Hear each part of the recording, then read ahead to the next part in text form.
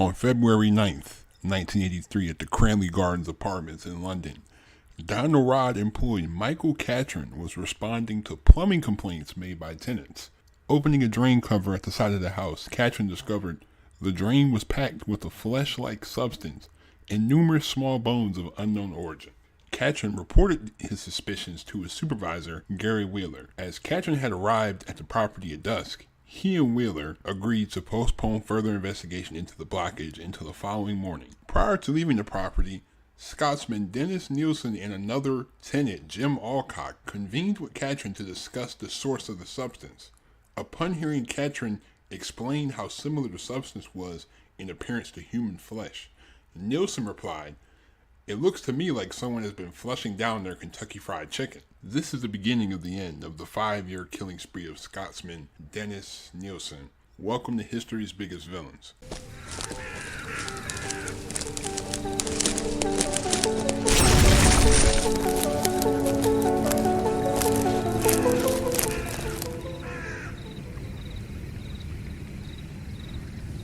Dennis Nilsen was born on November 23, 1945 in Fraserburgh, Aberdeenshire. His parents had a rocky marriage as his father, Olav Makshim, a soldier in the Norwegian forces, didn't really take married life seriously, spending limited time with his family, and this led to his parents' eventual divorce in 1948. Dennis was a quiet but adventurous child, often going on family picnics and long walks with his grandfather, whom he idolized, calling him his great hero and protector, saying that life would be empty for me until he returned. By 1951, though, his grandfather's health was steadily declining. On October 31st, 1951, he died of a heart attack while fishing in the North Sea. He was 62. His family brought the body ashore and returned it to their home. In what Nilsen later described would be his most vivid childhood recollection, his mother, who was weeping, asked him whether he wanted to see his grandfather. When he replied that he did, he was taken into the room where his grandfather lay in an open coffin.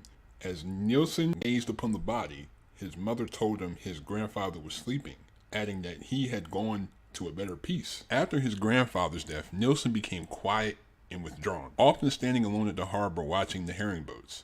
At home, he seldom participated in family activities and retreated from any attempts by adult family members to demonstrate any affection towards him. Nilsen grew to resent what he saw as the unfair amount of attention his mother, grandmother, and later stepfather displayed towards his older brother and younger sister. Nilsen envied Olav Jr.'s popularity. He often talked to or played games with his younger sister Sylvia, whom he was closer to than any other member of his family. At the onset of his puberty, Nilsen discovered that he was gay, which initially confused and shamed him. He kept his sexuality hidden from his family and his few friends, because many of the boys to whom he was attracted to had facial features similar to those of his younger sister Sylvia. On one occasion, he groped her, believing that his attraction towards boys might be a manifestation of the care he felt for her. On one occasion, he also caressed and fondled the body of his older brother as he slept. As a result of this, Olav Jr. began to suspect his brother was gay and regularly belittled him in public, referring to Dennis as hen,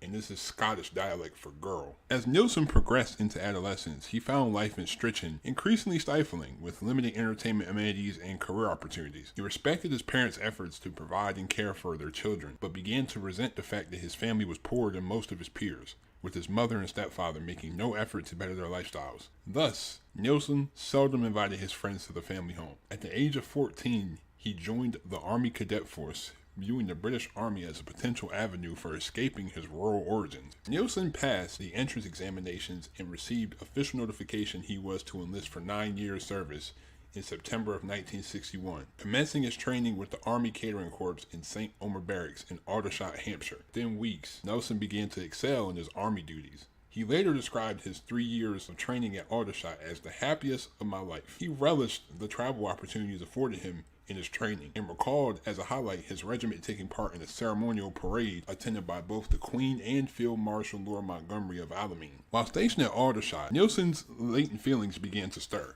but he kept his sexual orientation well hidden from his colleagues. Nilsen never showered in the company of his fellow soldiers for fear of developing an erection in their presence, instead opting to bathe alone in the bathroom, which also afforded him the privacy to pleasure himself without discovery. His developed fantasies with an unresistant and deceased partner unfulfilled, Nilsen compensated by imagining sexual encounters with an unconscious body as he pleasured himself while looking at his own body in the mirror. In April 1973, Nilsen completed his training for the Metropolitan Police and was posted to Williston Green.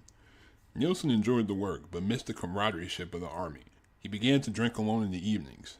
During the summer and autumn of 1973, Nilsen began frequenting gay pubs and engaged in several casual liaisons with men. He viewed these encounters as soul-destroying liaisons, in which he would only lend his partner his body in a vain search for inner peace, as he sought a long-lasting relationship. In August, following a failed relationship, Nilsen came to the conclusion that his personal lifestyle was at odds with his job. His birth father had died the same month, leaving each of his 3 children £1,000, which would be the equivalent of about $9,700 in 2022. And in December of 1973, Nilsen resigned from the Metropolitan Police. Between December 1973 and May 1974, Nilsen worked as a security guard. The work was intermittent and he wanted to find more stable, secure employment. He found work as a civil servant in May of 1974. At his workplace, Nilsen was known to be a quiet, conscientious employee who was active in the trade union movement. His attendance record was mediocre, although he frequently volunteered to work overtime, leading several colleagues to suspect he was something of a loner. In 1979, Nilsen was appointed acting executive officer. He was officially promoted to the position of executive officer with additional supervisory responsibilities in June 1982, and he was transferred to another job center in Kennishtown, continuing in this job until he got arrested. Now we go on to the details of all the murders. I'm just letting you know, some of these details might be graphic. Listener discretion, that's what I'm saying. On December 30th, 1978, 14-year-old Stephen Moore was the first victim of Nilsen. Holmes encountered Nilsen in the Cricklewood Arms pub, where Holmes had unsuccessfully attempted to purchase alcohol. According to Nilsen, he had been drinking heavily alone on the day he met Holmes before deciding in the evening that he must at all costs leave his flat and seek company. Nilsen invited Holmes to his house with the promise of the two drinking alcohol and listening to music. Believing him to be approximately 17, Nilsen was 33 at the time. At Nilsen's home, both he and Holmes drank heavily before they fell asleep. The following morning, Nilsen awoke to find the sleeping Holmes beside him on his bed. In his subsequent written confessions, Nilsen stated that he was afraid to wake him in case he left me. After caressing the sleeping youth, Nilsen decided Holmes was to stay with me over the New Year, whether he wanted to or not. Reaching for a necktie, Nilsen straddled Holmes as he strangled him into unconsciousness before drowning the teenager in a bucket filled with water. Nilsen then washed the body in his bathtub before placing Holmes on his bed and caressing his body. He twice pleasured himself over the body before awaiting the passing of rigor mortis to enable him to stow the corpse beneath his floorboards. Holmes' bound corpse remained beneath the floorboards for almost 8 months before Nilsen built a bonfire in the garden behind his flat and burned the body on August 11th of 1979. These are some comments from Nilsen. This is in one of his confessions. He said, "I eased him into his new bed beneath the floorboards. A week later, I wondered whether his body had changed at all or had started to decompose. I disinterred him and pulled the dirt-stained youth up upon the floor. His skin was very dirty. I stripped myself naked and carried him into the bathroom and washed the body. There was practically no discoloration and his skin was pale white. His limbs were more relaxed than when I had put him down there." Reflecting on this killing spree after he got caught in 1983, he also said that having killed Holmes, I have caused dreams which caused death. This is my crime. Adding that he had started down the avenue of death in possession of a new kind of flatmate. On December 3rd of 1979, Nilsen encountered a 23-year-old Canadian student named Kenneth Ockenden, who had been on a tour of England visiting relatives. Nilsen encountered Ockenden as they both drank in a West End pub. Upon learning the young man was a tourist, Nilsen offered to show Ockenden several London landmarks, an offer which he accepted. Nilsen then invited the student to his house on the promise of a meal and further drinks. The pair stopped and purchased whiskey, rum, and beer, with Ockenden insisting on sharing the bill. Nilsen was adamant he could not recall the precise moment he strangled Ockenden, but recalled that he had strangled the young man with a cord of his headphones as Ockenden listened to music. He also recalled dragging him across the floor with the wire wrapped around his neck as he strangled him, before pouring himself half a glass of rum and continuing to listen to the music on the headphones in which he had strangled Ockenden. Following day, Nilsen purchased a Polaroid camera and photographed his body in various suggested positions. He then laid Ockenden's corpse spread eagle above him on his bed as he watched television for several hours before wrapping the body in plastic bags and stowing the corpse beneath the floorboards. On approximately 4 occasions over the next couple of days, Nilsen disinterred Ockendon's body from beneath his floorboards and seated the body upon his armchair alongside him as he himself watched television and drank alcohol. Nilsen killed his third victim, 16-year-old Martin Duffy, on May 17, 1980.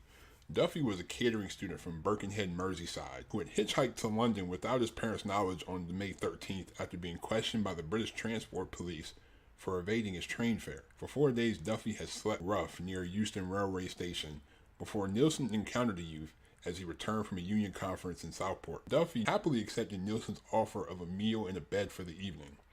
After the youth had fallen asleep in Nilsen's bed, he fashioned a ligature around his neck, then simultaneously sat on Duffy's chest and tightened the ligature with a great force. Nilsen held this grip until Duffy became unconscious. Then he dragged the youth into his kitchen and drowned him in the sink before bathing with the body, which he recollected as being the youngest looking I had ever seen. Duffy's body was first placed upon a kitchen chair, then upon the bed on which he had been strangled. The body had been repeatedly kissed, complimented, and caressed by Nilsen, both before and after he had pleasured himself while sitting upon the stomach of the corpse. 2 days, Duffy's body was stowed in a cupboard before Nilsen noted signs of bloating. Therefore, he went straight under the floorboards. Following Duffy's murder, Nilsen began to kill with increasing frequency. Before the end of 1980, he killed a further 5 victims and attempted to murder one other. Only one of these victims whom Nilsen murdered, 26-year-old William Sutherland, had been identified. Nilsen could not recall precisely how he had murdered Sutherland, other than that he had strangled Sutherland as he himself stood or knelt in front of his victim, and in the morning, there was, quote-unquote, another dead body. Inevitably, the accumulated bodies beneath Nilsen's floorboards attracted insects and created a foul odor, particularly during the summer months. On occasions when Nilsen disinterred victims from beneath the floorboards, he had noted that the bodies were covered with pupae and infested with maggots. Some victims' heads had maggots crawling out of eye sockets and mouths. He placed deodorants beneath the floorboards, sprayed insecticide about the flat twice daily, but the odor of decay and the presence of flies remained. In late 1980, Nilsen removed and dissected the bodies of each victim killed since December of 1979 and burned them upon a communal bonfire he had constructed on waste ground behind his flat. To disguise the smell of burning flesh of the 6 dissected bodies placed in the fire, Nilsen had added rubber tires to the flame. 3 neighborhood children had stood to watch this particular bonfire, and Nilsen later wrote in his memoirs that he felt it would have seemed in order that he had seen 3 children dancing around a mass funeral pyre. When the bonfire had been reduced to ashes and cinders, Nilsen used a rake to search the debris for any recognizable bones. Noting that a skull was still intact, he smashed it to pieces with his rake. Around January 4th, 1981, Nilsen encountered an unidentified man whom he described for investigators as an 18-year-old blue-eyed young Scot at the Golden Lion pub in Soho. He was lured to Melrose Avenue upon the promise of partaking in a drinking contest. After Nilsen and his victim had consumed several beverages, Nilsen strangled him with a tie and subsequently placed the body beneath the floorboards. Nilsen was known to have informed his employers that he would be ill and would be unable to attend work on January 12th in order that he could dissect both his victim and another identified victim he had killed approximately 1 month earlier. By April, Nilsen had killed 2 other identified victims, one of whom he described as an English skinhead whom he had met in Leicester Square. The other he described as Belfast Boy, a man in his early 20s, approximately 5'9" or 1.75 meters for my English people. The final victim to be murdered at Melrose Avenue was 23-year-old Malcolm Barlow, whom Nilsen discovered slumped against the wall outside his home on September 17, 1981. When Nilsen asked about Barlow's welfare, he was informed the medication Barlow was on was for his epilepsy and that caused his legs to weaken. Nilsen suggested that Barlow should be in hospital and, supporting him, walked him into his residence before phoning for an ambulance. The following day, Barlow was released from the hospital and returned to Nilsen's home, apparently to thank him. He was invited in and after eating a meal began drinking rum and coke before falling asleep on the sofa. Nilsen manually strangled Barlow as he slept before storing his body beneath his kitchen sink the following morning. In mid-1981, Nilsen's landlord decided to renovate 195 Melrose Avenue and asked Nilsen to vacate the property. Nilsen was initially resistant to the proposal, but accepted the offer of £1,000 from the landlord to vacate the residence. He moved into an attic flat on 23D Cranley Gardens in the Muswell Hill district of North London on October 5th of 1981. The day before he vacated the property, Nilsen burned the dissected bodies of the last 5 victims he had killed at this address upon a third and final bonfire he constructed in the garden behind his flat. At 23 Cranley Gardens, Nilsen had no access to a garden, and as he resided in an attic flat, he was unable to stow any bodies beneath his floorboards. For almost 2 months, any young men that Nilsen encountered and lured to his flat were not assaulted in any manner, although he did attempt to strangle a 19-year-old student named Paul Nobbs on 23rd of November 1981, but he stopped himself from completing the act. In March of 1982, Nilsen encountered 23-year-old John Howlett while driving in a pub near Leicester Square. Howlett was lured to Nilsen's flat on the promise of a continuing drink with Nilsen. There, both Nilsen and Howlett drank as they watched the film before Howlett walked into Nilsen's front room and fell asleep in his bed. 1 hour later, Nilsen unsuccessfully attempted to rouse Howlett, then sat on the edge of the bed drinking rum as he stared at Howlett before deciding to kill him. Following a ferocious struggle, Nilsen strangled John into unconsciousness with an upholstery strap before returning to his living room, shaking from the stress of the struggle, quote unquote, in which he believed he would be overpowered. On 3 occasions over the next 10 minutes, Nilsen unsuccessfully attempted to kill his victim after noting he had resumed breathing before deciding to fill his bathtub with water and drown him. Over a week following Howlett's murder, Nilsen's own neck bore the victim's finger impressions. On May 1982, Nilsen encountered 21-year-old Carl Stoddard at the Black Cat pub in Camden. Nilsen engaged Stoddard in conversation, discovering he was depressed following a failed relationship. After plying him with alcohol, Nilsen invited Stoddard to his flat, assuring his guests he had no sexual intentions. At the flat, Stoddard consumed further alcohol before falling asleep upon an open sleeping bag. He later awoke to find himself being strangled by Nilsen, loudly whispering, "Stay still." At his subsequent testimony in Nilsen's trial, Stoddard stated he initially believed Nilsen was trying to free him from the zip of the sleeping bag before he returned to a state of unconsciousness. He then vaguely recalled hearing water running before realizing he was immersed in the water and that Nilsen was attempting to drown him. After briefly succeeding in raising his head above the water, Stoddard gasped the words, "No more, please, no more," before Nilsen again submerged Stoddard's head beneath the water. Believing that he had killed Stoddard, Nilsen seated the youth in his armchair. Nilsen realized he was still buried alive. He rubbed Stoddard's limbs and heart to increase circulation, covered the youth's body in a blanket, then laid him upon his bed. When Stoddard regained consciousness, Nilsen embraced him. He then explained to Stoddard he had almost strangled himself on the zip of the sleeping bag and that he had resuscitated him. Over the following 2 days, Stoddard repeatedly lapsed in and out of consciousness. When he finally had regained enough strength to question Nilsen as to his recollections of being strangled and immersed in cold water, Nilsen explained he had become caught in the zip of the sleeping bag following a nightmare, and that he had placed him in cold water as, quote unquote, "you were in shock." Nilsen then led Stoddard to a nearby railroad station where he informed the young man he hoped they might meet again before he bade him farewell. 3 months after Nilsen's June 1982 promotion to the position of executive officer in his employment, he encountered a 27-year-old named Graham Allen attempting to hail a taxi in Shaftesbury Avenue. Allen accepted Nilsen's offer to accompany him to Cranley Gardens for a meal. As had been the case with several previous victims, Nilsen stated he could not recall the precise moment he had strangled Allen, but recalled approaching him as he sat eating an omelet with the full intention of murdering him. Allen's body was retained in the bathtub for a total of 3 days before Nilsen began the task of dissecting his body upon the kitchen floor. Nilsen informed his employers he was ill and unable to attend work on October 9th of 1982, likely in order to complete the dissection of Allen's body. On January 26th of 1983, Nilsen killed his final victim, 20-year-old Stephen Sinclair. Sinclair was last seen by acquaintances in the company of Nilsen, walking in the direction of a tube station. At Nilsen's flat, Sinclair fell asleep in a drug and alcohol-induced stupor in an armchair as Nilsen sat listening to the rock opera Tommy. Nilsen approached Sinclair, knelt before him, and said to himself, "Oh, Stephen, here I go again," before strangling Sinclair with a ligature constructed with a necktie and a rope. Following his usual ritual for bathing the body, Nilsen laid Sinclair's body upon his bed, applied talcum powder to his body, then arranged 3 mirrors around the bed before himself lying naked alongside the dead youth. Several hours later, he turned Stephen's head towards him before kissing the youth's body on the forehead and saying, "Good night, Stephen," end quote. Nilsen then fell asleep alongside the body.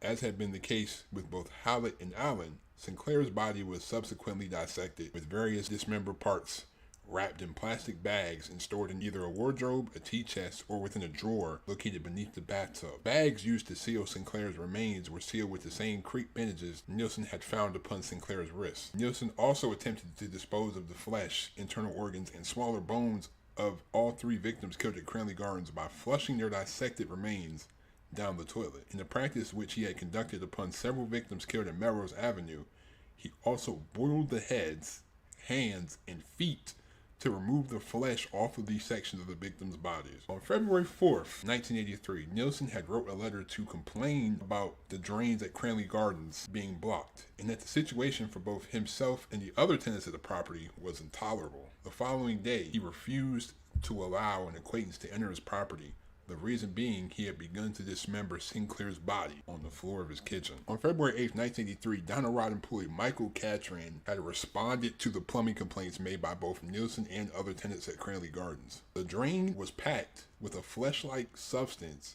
and numerous bones of unknown origin. Cattran had reported his suspicions to his supervisor, Gary Wheeler. He and Wheeler agreed to postpone further investigation into the blockage until the following morning. At 7:30 a.m. the following day, Cattran and Wheeler returned to Cranley Gardens, by which time the drain had been cleared. This aroused the suspicions of both men. Cattran discovered some straps of flesh and 4 bones in a pipe leading from the drain which linked to the top flat of the house. To both Cattran and Wheeler, the bones looked as if they originated from a human hand. Both men immediately called the police, who upon closer inspection discovered further small bones and scraps of what looked like, to the naked eye, be either human or animal flesh in the same pipe. These remains were taken to the mortuary at Hornsley, where pathologist David Bowen advised police that the remains were human and that one particular piece of flesh, he concluded, had been a human neck that bore a ligature mark. Upon learning from fellow tenants that the top floor flat from where the human remains had been flushed belonged to Nilsen, Detective Chief Inspector Peter J. and 2 colleagues opted to wait outside the house until Nilsen returned home from work. When Nilsen returned home, DCI-J introduced himself and his colleagues, explaining they had come to inquire about the blockage in the drains from his flat. Nilsen asked why the police were interested in his drains and also whether or not the 2 officers present with Jay were health inspectors. In response, Jay informed Nilsen that the other 2 were also police officers and requested access to his flat to discuss the matter further. 3 officers followed Nilsen into his flat, where they immediately noted the odor of rotting flesh. Nilsen questioned further as to why the police were even interested in his drains, to which he was informed the blockage had been caused by human remains. Nilsen feigned shock and bewilderment, saying, "Good grief, how awful." In response, Jay responded, "Don't mess about. Where's the rest of the body?" Nilsen responded calmly, admitting that the remainder of the body could be found in 2 plastic bags in a nearby wardrobe, from which DCI-J and his colleagues noted the overpowering smell of decomposition. The officers did not open the cupboard, but asked Nilsen whether there were any more body parts to be found, to which Nilsen replied, "It's a long story. It goes back a long time. I'll tell you everything. I want to get it off my chest at the police station," end quote. He was then arrested and cautioned on suspicion of murder before being taken to Hornsley police station.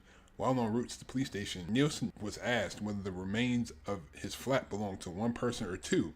Staring out of the window of the police car, he replied, 15 or 16 since 1978. That evening, Detective Superintendent Chambers accompanied DCI-J and Bowen to Cranley Gardens, where the plastic bags were removed from the wardrobe and taken to Hornsley mortuary. 1 bag was found to contain 2 dissected torsos, one of which had been vertically dissected, and a shopping bag containing various internal organs.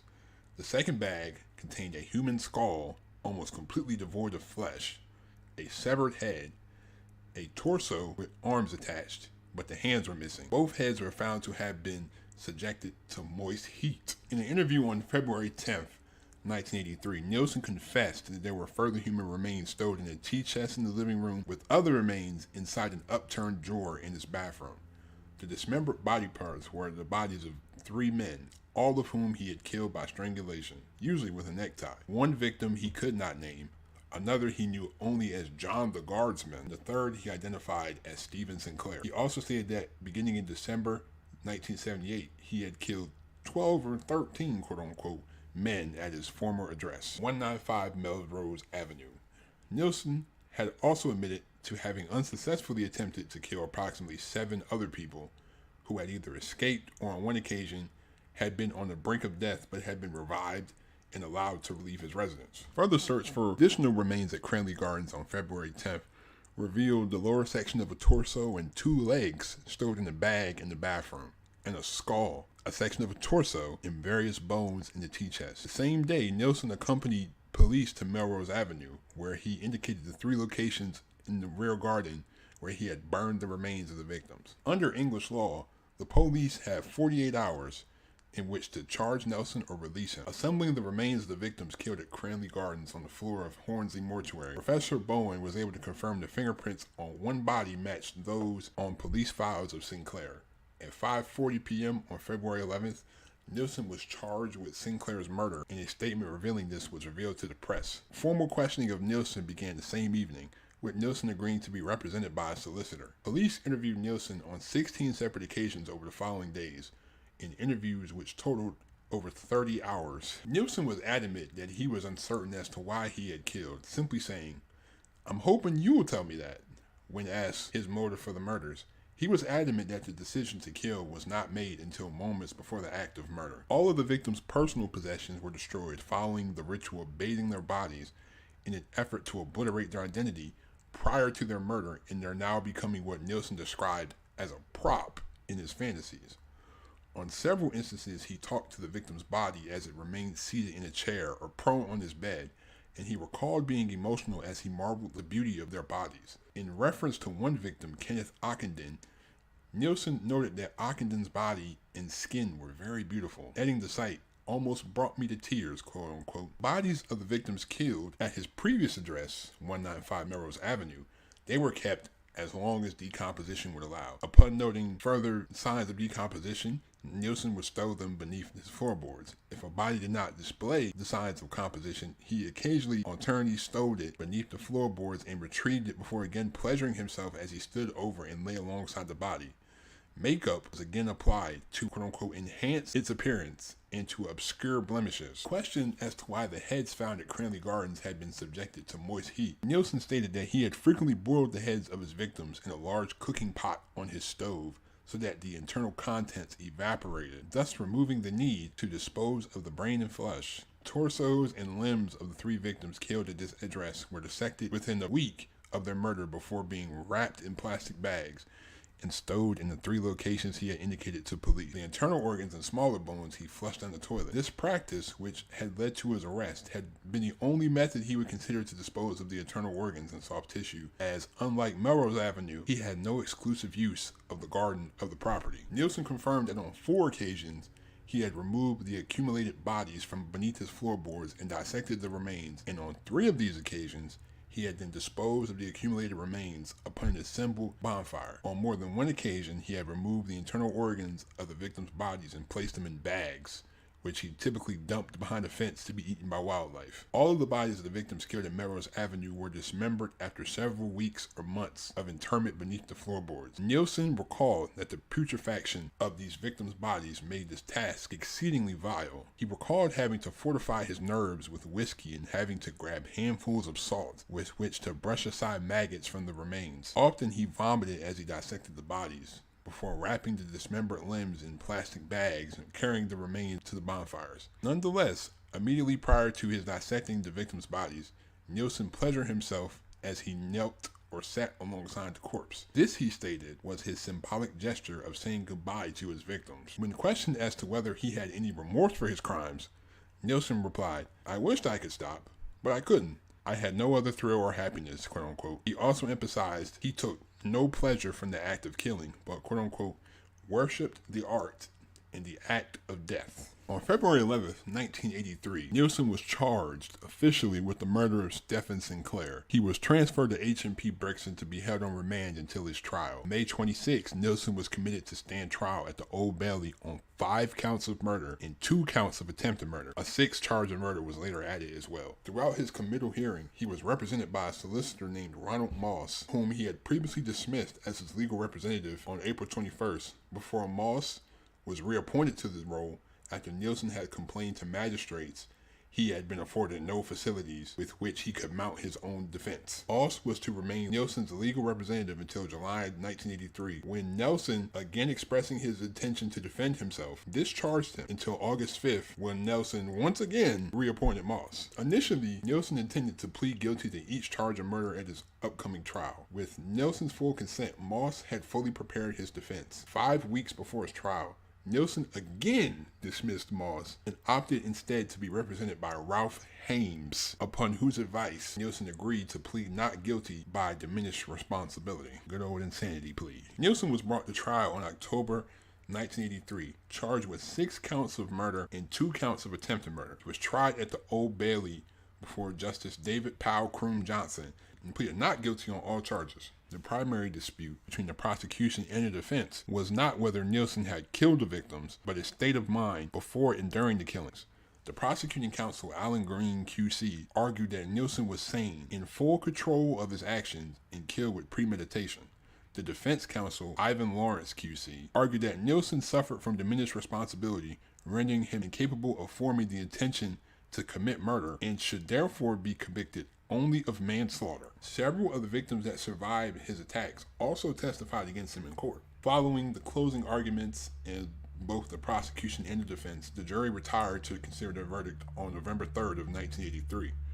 The following day, the jury returned with a majority verdict of guilty upon 6 counts of murder and 1 of attempted murder, with a unanimous verdict of guilty in relation to the attempted murder of Paul Nobbs. Croom Johnson sentenced Nilsen to life imprisonment with a recommendation that he serve a minimum of 25 years imprisonment. The minimum term of 25 years imprisonment to which Nilsen was sentenced in 1983 was replaced by a whole life tariff by Home Secretary Michael Howard in December of 1994. This ruling ensured Nilsen would never be released from prison, a punishment he accepted. In 2003, Nilsen was again transferred to HMP Full Sutton, where he remained incarcerated as a Category A prisoner.